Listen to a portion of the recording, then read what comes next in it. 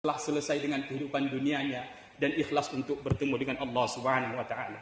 Apa kata Allah? Wahai jiwa yang tenang, kembalilah kepada Tuhanmu dengan hati yang ridho dan diridhoi. Maka masuk ke dalam golongan hamba-hambaku dan masuklah ke dalam syurga. Tentu panggilan ini adalah panggilan impian kita semua.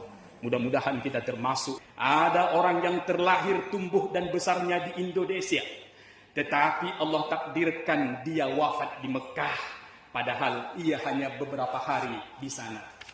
Mana raja-raja yang memiliki pengawalan yang berlapis-lapis? Bukankah sekarang mereka hanya tinggal cerita? Dan bahkan tidak sedikit cerita-cerita tentang raja-raja yang hebat sekarang sudah mulai dilupakan oleh manusia.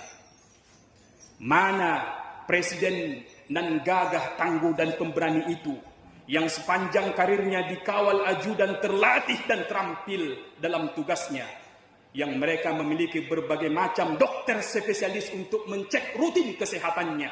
Bukankah mereka telah meninggal? Maka dari itu, pertanyaan mendasar bagi kita, kenapa hal demikian terjadi?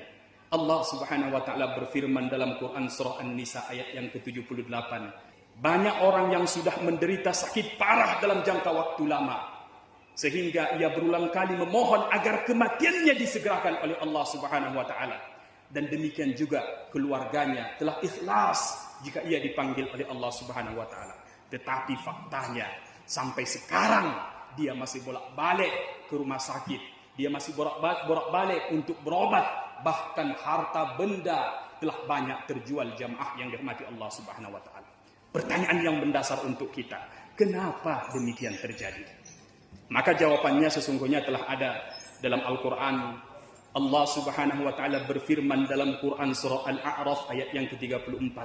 Andaikan pun ia punya satu gunung emas, intan permata sekalipun, untuk menggantikan dan menukar waktu kematiannya ataupun orang yang ia cintai, tetap itu semua tidak bisa menghindari kematian. Bahkan jangankan untuk menghindari kematian jamaah, untuk menunda kematian sesaat pun, itu semua tidak akan mampu. Tidak ada makhluk yang abadi, baik itu tua ataupun muda, si cantik dan si gagah ataupun si buruk rupa, si kuat ataupun si lemah, si kaya ataupun si miskin, raja-raja ataupun rakyat jelata, pejabat ataupun masyarakat biasa, semuanya pasti akan mati.